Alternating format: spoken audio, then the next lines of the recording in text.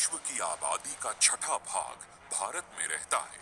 इस बड़ी आबादी में कई जातीय, भौगोलिक तथा वंश समूह के लोग रहते हैं। यहाँ अनेक समूह ऐसे हैं जिनमें अंतर विवाह प्रचलित है। इन समूहों या समुदायों में एक ही जाति में विवाह करने के प्रचलन के कारण कुछ लोगों में वंश आधारित बीमारी की संभावना ज्यादा रहती है। इस प्रकार के विवाह के कारण मुख्यतः पाई जाने वाली वंश आधारित बीमारियों में 6 पीढ़ी की कमी, डाउन सिंड्रोम, सिकल सेल बीमारी तथा बी थैलेसीमिया शामिल हैं। इस प्रकार की बीमारियां तब होती हैं जब एक विशेष जीन यानी वंशाणु हावी होता है या अप्रभावी जीन जोड़े की दोनों प्रतियों में म्यूटेशन हो। जेनेटिक्स जीव विज्ञान की वो शाखा है जो जीवों में जीन, जेनेटिक असमानता तथा वंश के अध्ययन से संबंधित है। इसमें वंश आधारित बीमारियों को रोकने तथा दूर करने की संभावना विद्यमान है तथा इसे दिल की बीमारी, एड्स तथा कैंसर के लिए संभव इलाज के रूप में भी उपयोग किया जा सकता है। मानव जीन समूह में मानव विकास, शरीर विज्ञान, चिकित्सा तथा विकास क्रम से संबंधित जानकारी का खजाना छुपा है। आरंभिक 20वीं सदी के वैज्ञानिक प्राथमिक रूप से उन समुदायों पर विशेष ध्यान दे रहे थे जिन्हें मूल जाति का पाया गया। उन्होंने मानव जाति को 4 जातियों में विभाजित किया, जिसमें कॉकेसॉइड, मंगोलॉइड, नीग्रॉइड तथा ऑस्ट्रेलॉइड शामिल हैं। भारत की मूल आबादी को कॉकेसॉइड तथा ऑस्ट्रेलॉइड से संबंधित माना जाता है। एडगर थर्स्टन ने इस प्रजाति को होमो द्रविड़ नाम दिया तथा इसे कॉकेसॉइड, इंडो आर्यन से मिलता जुलता और ऑस्ट्रेलॉइड से संबंधित बताया। भारत में 4693 समुदायों, हजारों अंतर विवाह समूह, 325 कार्यशील भाषाओं तथा 25 पांडुलिपियों सहित लगभग 1.3 बिलियन आबादी रहती है तथा हमारे देश में जेनेटिक अध्ययन का विशाल खजाना है। भारत की आबादी के आकार, मिश्रित जनसंख्या आधारित इतिहास तथा विशेष सामाजिक संरचना के कारण जेनेटिक अध्ययन की यहाँ अनेक संभावनाएं हैं। जेनेटिक अध्ययन हमें हर प्रकार के प्राणी की जैव वैज्ञानिक प्रोग्रामिंग को समझने में सहायता करता है। लेकिन आखिर जेनेटिक विज्ञान क्या है और इसके भविष्य में क्या छुपा हुआ है? अगर आप जीनोमिक्स क्रांति का लाभ पाने के बारे में सोच रहे हैं, तो आपको देश की आबादी की आनुवंशिकी जानकारी को संग्रहित करने और इस जानकारी की व्याख्या करने में और अगली पीढ़ी की जीनोमिक्स पर शोध करने में सक्षम मानव शक्ति को प्रशिक्षित करने की आवश्यकता है। जेनेटिक वंश का अध्ययन है। इसमें गुणों का व्याख्यान किया गया है तथा बताया गया है कि किस प्रकार वे एक पीढ़ी से अगली पीढ़ी को दिए जाते हैं। हजारों वर्षों तक मानव ने विरासत में इन गुणों को देने तथा इस ज्ञान का पौधों को उगाने व जानवरों को पालतू बनाने में उपयोग किया है। हालांकि विरासत के पीछे छुपे विज्ञान को समझने की शुरुआत 19वीं सदी के मध्य में ही हो पाई। सन 1865 के आसपास एक ऑस्ट्रियन भिक्षु एवं वनस्पति वैज्ञानिक ग्रेगर जॉन मेंडल ने मटर के पौधों के हाइब्रिडाइजेशन अध्ययन के परिणामों को प्रकाशित किया। उन्होंने ये पाया कि गुणों के प्रदर्शन को प्रभावी करने में कई विशेषताएं महत्वपूर्ण भूमिका निभाती हैं। यही विशेषताएं बाद में जीन कहलाती हैं। इनके अध्ययन के आधार पर वर्ष 1953 में जेम्स वॉटसन तथा फ्रांसिस क्रिक ने डीएनए की संरचना तय की थी। प्रत्येक आबादी भाषा, संस्कृति, रीति रिवाज, शारीरिक विशेषताओं तथा जेनेटिक संरचना के आधार पर भिन्न है। ये भिन्नता डीएनए के आधार पर तय होती है। डीएनए वंश आधारित विशेषता है जो एक पीढ़ी से दूसरी पीढ़ी को विरासत में मिलती है। प्रत्येक मनुष्य में 20,000 से लेकर 25,000 तक जीन होते हैं। जीन के इन समूहों को जीनोम कहा जाता है, जो सेल के स्तर पर घटकों को प्रभावित कर व्यक्ति के गुणों को तय करते हैं। प्रत्येक सेल के केंद्र में जेनेटिक जानकारी होती है। क्रोमोसोम्स कहलाने वाली इन संरचनाओं में ये जानकारी डीऑक्सीरिबोन्यूक्लिक एसिड या डीएनए के तौर पर होती है। मानव शरीर में अधिकांश कोशिकाओं में डीएनए नाम का पदार्थ होता है, जिसमें लगभग 3.3 बिलियन केमिकल अल्फाबेट्स होते हैं। ये हमें अपने माता पिता से विरासत में मिलते हैं और उन्हें हम अपनी अगली पीढ़ी को हस्तांतरित करते हैं। डीएनए में इतनी ज्यादा और दिमाग चकरा देने वाली इंफॉर्मेशन होती है। हम कैसे दिखते हैं, कैसे व्यवहार करते हैं, हमें किस प्रकार की बीमारी हो सकती है और इसके क्या लक्षण हैं, हम कब तक जीवित रहेंगे, हमारे बालों का रंग कैसा होगा, ये सभी जानकारियां इसमें सम्मिलित होती हैं। डीएनए न्यूक्लियोटाइड्स, शुगर तथा फॉस्फेट मॉलिक्यूल से बने रासायनिक संयुक्त पदार्थ के साथ साथ बेसिस थाइमाइन, एडेनाइन, ग्वानिन तथा साइटोसाइनस का डबल हेलिक्स है। डीएनए के इन भागों को हम जीन कहते हैं तथा इन्हीं जीन में उपलब्ध रासायनिक संयुक्त पदार्थ एक व्यक्ति के वंश आधारित गुणों की सारी जानकारी के बारे में अवगत कराता है। जरा सोचिए कि प्रत्येक मानव में न्यूक्लियोटाइड्स के 3 बिलियन जोड़े होते हैं तथा ये संख्या भारत की जनसंख्या से लगभग 2 गुनी है। वर्ष 1990 में प्रत्येक मनुष्य की संरचना में शामिल प्रत्येक जीन का पता लगाने के लिए सार्वजनिक रूप से पोषित ह्यूमन जीनोम प्रोजेक्ट आरंभ किया गया। इस प्रोजेक्ट के लिए संगठित किए गए शोधकर्ताओं को international human genome sequencing consortium कहा गया। स्थापना से ही ह्यूमन जीनोम प्रोजेक्ट ने सीमाओं से आगे बढ़ते हुए किसी भी देश के सहयोगियों का स्वागत किया ताकि साझी विरासत को समझने तथा विभिन्न दृष्टिकोण से फायदा उठाने के लिए एक समग्र प्रयास किया जा सके। वर्ष 2006 में पहले ह्यूमन जीनोम का अनुक्रमण किया गया, जिसमें 15 साल तथा $3 बिलियन लगे। शोधकर्ताओं ने ह्यूमन जीनोम का अनुक्रमण किया, लेकिन इसका मतलब क्या है? किसी व्यक्ति के जीनोम का अनुक्रमण कैसे किया जा सकता है? जीनोम अनुक्रमण डीएनए न्यूक्लियोटाइड्स के क्रम का पता लगाना है या एक जीव के डीएनए की संरचना में शामिल एससीजी तथा टी के क्रम के आधार का पता करना। पूरे डीएनए को पहले मिलियन छोटे छोटे टुकड़ों में विभाजित किया जाता है, फिर इन टुकड़ों को स्वचालित अनुक्रमण द्वारा समझा जाता है। लेकिन एक आम आदमी का प्रश्न यही होगा कि हमें जीनोम अनुक्रमण की आवश्यकता क्यों है? ह्यूमन अनुक्रमण का विचार वर्ष 2000 के आसपास आया तथा वर्ष 2003 में प्रस्ताव का एक प्रारूप बनाया गया। तब से ह्यूमन जीनोम ने बीमारी तथा प्रत्येक व्यक्ति की विशेष जेनेटिक संरचना के बीच संबंध को समझने में एक नया दृष्टिकोण प्रदान किया है। लगभग 10,000 बीमारियां, जिसमें सिस्टिक फाइब्रोसिस, थैलेसीमिया भी शामिल हैं, केवल एक जीन के खराब होने से हो जाती हैं। हालांकि जीन कुछ दवाइयों के प्रति असंवेदनशील प्रतिक्रिया करते हैं, लेकिन दूसरी ओर जीनोम अनुक्रमण दर्शाता है कि कुछ अंगों की बीमारी के रूप में देखे जाने के बजाय कैंसर को जेनेटिक दृष्टिकोण से ज्यादा बेहतर ढंग से समझा जा सकता है। यहाँ फिर एक प्रश्न उठता है कि जीनोम अनुक्रमण के क्या फायदे हैं?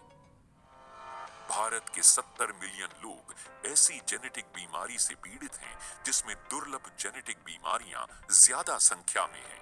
माना जाता है कि भारत में पैदा होने वाले हर 1000 जिंदा बच्चों में लगभग 64 में जन्मजात खराबी होती है। फिर भी कई बीमारियों के मॉलिक्यूलर आधार का अभी तक कोई पता नहीं है। इन सभी तर्कों के बावजूद यही प्रश्न उठता है कि हमें इंडिजन प्रोजेक्ट की आवश्यकता क्यों है?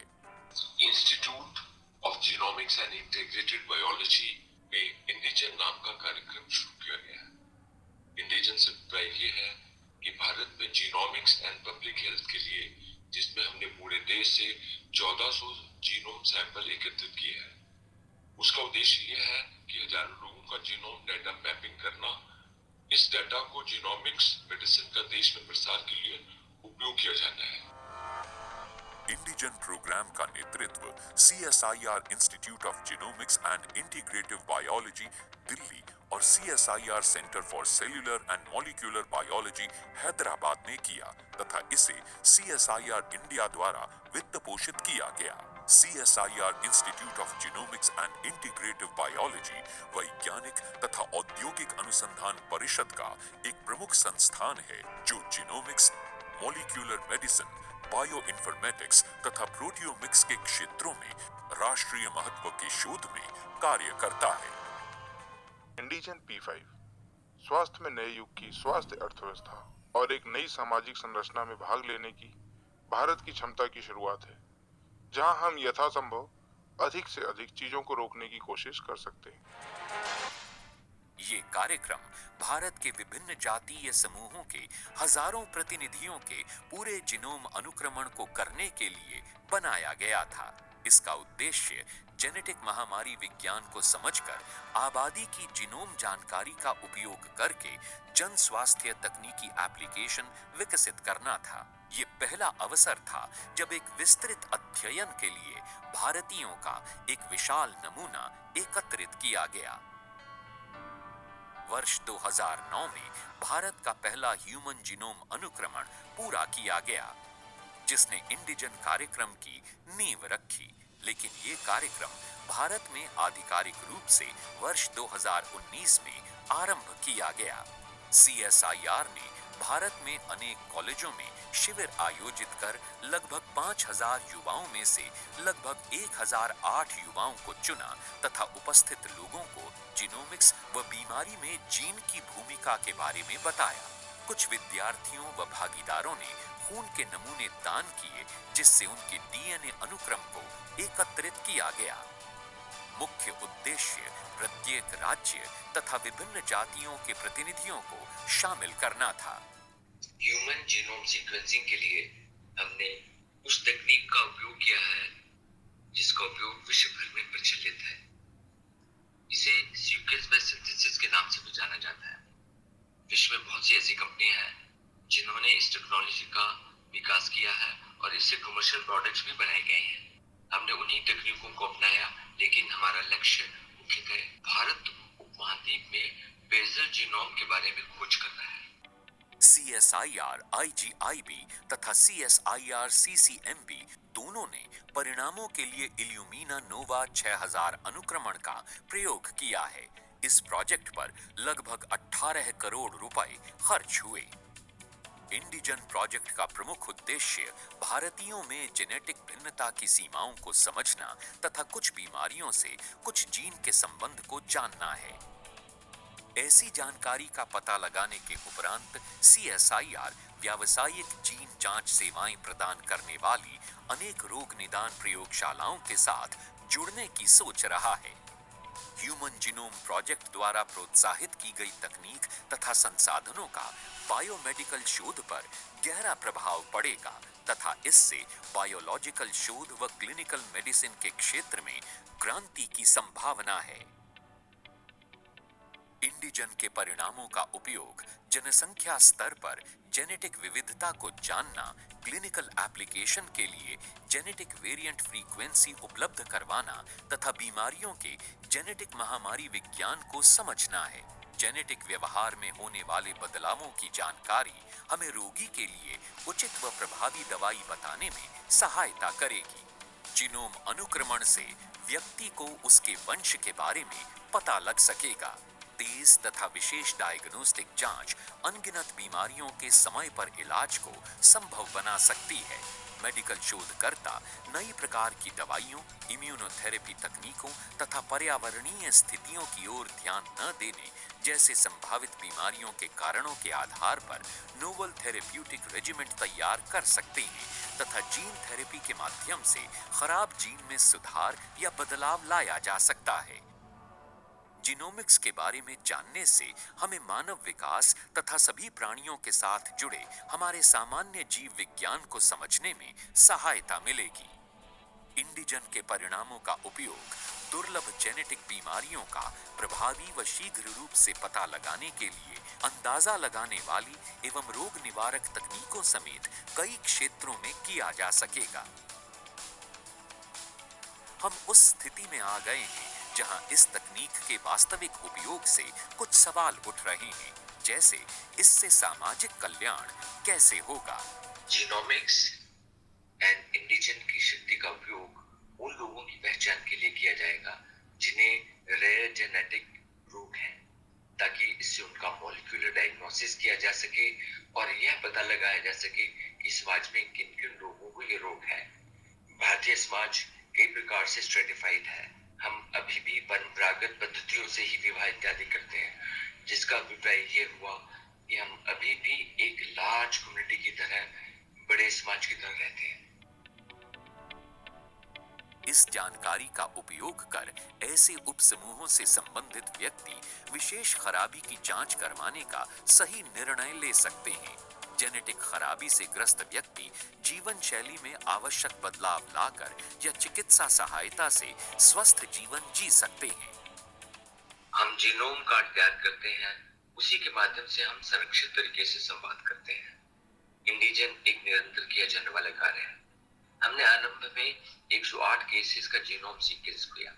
आने वाले कुछ वर्षों में पूरे देश में 20,000 जीनोम सीक्वेंस करने का लक्ष्य है, ताकि हम जीनोम मेडिसिन को क्लिनिकल लेवल में ला सकें। जिन व्यक्तियों ने अपनी जीन मैपिंग करवाई है, उन्हें एक इंडिजन कार्ड दिया गया।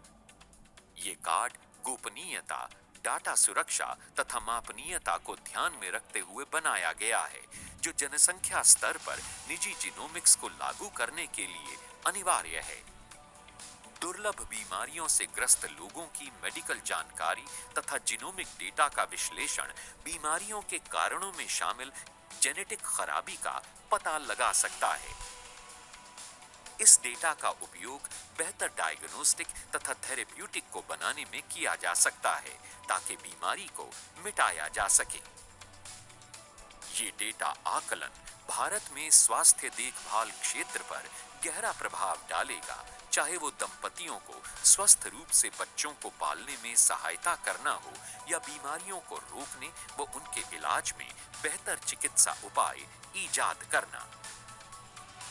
इस विशाल प्रोजेक्ट की सबसे बड़ी चुनौती जनसंख्या की पर्याप्त तथा प्रतिनिधित्व आधारित सैंपलिंग है।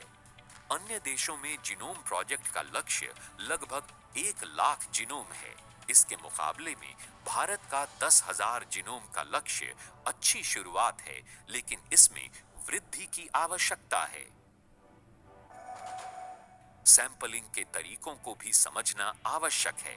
क्या सैंपल प्रत्येक उप जनसंख्या का दुर्लभ बीमारी के लिए प्रतिनिधि चुनता है? इस प्रकार की विशाल प्रक्रिया को विशेष पूर्व निर्धारित लक्ष्य के साथ चलाया जाना चाहिए। दूसरी चुनौती सहमति की है। जनपोषित ऐसे प्रोजेक्ट में शैक्षणिक प्रयोगशालाओं में आधारित एक शोध प्रोजेक्ट की शुरुआत हो सकती है, लेकिन डायग्नोस्टिक या थेरेप्यूटिक तकनीक का सृजन इस डेटा को व्यावसायिक कंपनियों के साथ साझा करने से होगा। अतः क्लिनिकल रूप से एक्शनेबल जानकारी तभी साझा की जा सकती है जब जेनेटिक खराबी को बीमारी से जोड़ने का मजबूत वैज्ञानिक प्रमाण उपलब्ध हो। इसे लागू करने के लिए क्लिनिकल तथा जेनेटिक परामर्शदाताओं को किसी एक विशेष रोगी के मामले में श्रेष्ठ चिकित्सा उपाय निर्धारित करने के लिए प्रशिक्षित करने की आवश्यकता है। अतः इस प्रोजेक्ट की सफलता जीनोमिक डेटा को एकत्रित करने, विश्लेषण, समझाने तथा बताने की क्षमता पर आधारित होगी।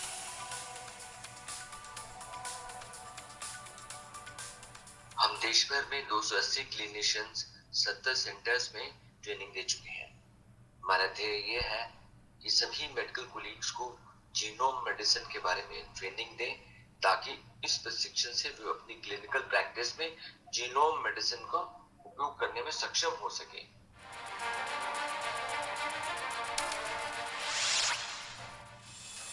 पूरे देश से व्यक्तियों के पूर्व जीनोम अनुक्रमण को पूरा कर लिया गया है, ताकि जनसंख्या स्तर पर जीनोम अनुक्रमण की मापनीयता तथा कंप्यूटेशनल विश्लेषण का पता लगाया जा सके। इंडिजन के परिणामों का उपयोग दुर्लभ जेनेटिक बीमारियों का प्रभावी व शीघ्र पता लगाने जैसे कई क्षेत्रों में किया जा सकेगा। इस पहल को आगे बढ़ाने के लिए एक अन्य प्रोजेक्ट आरंभ किया गया है, जो भारत में पहला ह्यूमन जीनोम मैपिंग प्रोजेक्ट होगा। इससे शोधकर्ताओं को कैंसर जैसी बीमारियों के इलाज के लिए प्रभावी थेरेपी विकसित करने में सहायता मिलेगी। जीनोम इंडिया प्रोजेक्ट नामक पहल के प्रथम चरण में 10,000 भारतीयों के जीनोमिक डेटा को सूचीबद्ध किया जाएगा। बायोटेक्नोलॉजी विभाग यानी डीबीटी ने इस प्रोजेक्ट को आरंभ कर दिया है। डीबीटी अपने अनुभव के आधार पर जीनोम डेटा को सूचीबद्ध करेगा तथा नियामक नैतिक स्वीकृति प्राप्त जन स्वास्थ्य संस्थानों सहित 22 भागीदार संगठनों को जोड़ेगा। अस्पतालों में जांचकर्ता भागीदारों से सामान्य खून के नमूने लेकर डाटा एकत्रित करेंगे तथा जानकारी को बायो बैंकों में प्रदान करेंगे। डीबीटी आगामी 3 वर्षों में 10,000 से ज्यादा लोगों से डाटा एकत्रित करेगा तथा उसे बायो बैंकों व बायो रिपोजिटरी से जोड़ेगा। पिछले कुछ वर्षों में जीनोम एडिटिंग तकनीकों में प्रगति ने निरंतर सुर्खियां बटोरी हैं। संक्षिप्त, सस्ती, उपयोग में आसान तथा आश्चर्यजनक रूप से प्रभावित जीनोम एडिटिंग तकनीकों में बायोलॉजिकल शोध को बदलने तथा मानव स्वास्थ्य को बड़े पैमाने पर प्रभावित करने की संभावना है। जीनोम एडिटिंग में प्रगति की शुरुआत 90 के दशक में हुई। हालांकि इसके उपयोग में वर्तमान में वृद्धि का श्रेय CRISPR-Cas9 को दिया जाता है, जो आसानी से डीएनए अनुक्रम में संक्षिप्त तथा लक्षित बदलाव लाने में किया जा सकता है। पहले की तकनीकों के मुकाबले CRISPR-Cas9 की सफलता ने इसे शीघ्र अपनाने तथा इसके बृहद उपयोग में सहायता की है। जीनोम को समझने तथा उपयोग करने में जीनोम एडिटिंग तकनीकों की क्षमता को पहचानते हुए डीबीटी जीनोम इंजीनियरिंग तकनीकों के क्षेत्र में शोध व नवाचार को प्रोत्साहित कर रहा है तथा इसके उपयोग को शोध एवं विकास में उपलब्ध और किफायती बना रहा है। उभरती जीनोम इंजीनियरिंग तकनीकों में शोध एवं विकास कार्यक्रमों को बढ़ावा दिया जा रहा है तथा इसके साथ ही जीनोम एडिटिंग के नए तरीकों, तकनीकों, प्रक्रियाओं तथा प्लेटफॉर्मों के विकास जैसे विभिन्न क्षेत्रों में इसके उपयोग के लिए प्रस्तावों को बढ़ावा दिया जा रहा है। कृषि, बायो एनर्जी, पर्यावरणीय शोध तथा मानव स्वास्थ्य में वर्तमान जीनोम एडिटिंग के तरीकों में सुधार तथा इसके नए उपयोगों पर भी कार्य हो रहा है।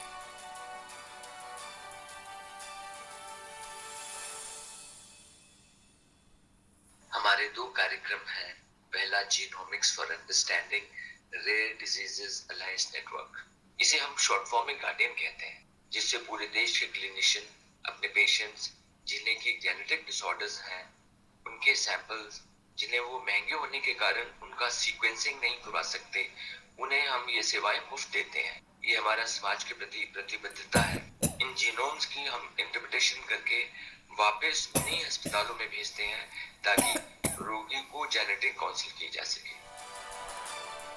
कंसोर्टियम में पूरे देश के लगभग 70 चिकित्सा एवं शोध केंद्रों के लगभग 280 क्लिनिशियन तथा शोधकर्ता शामिल हैं।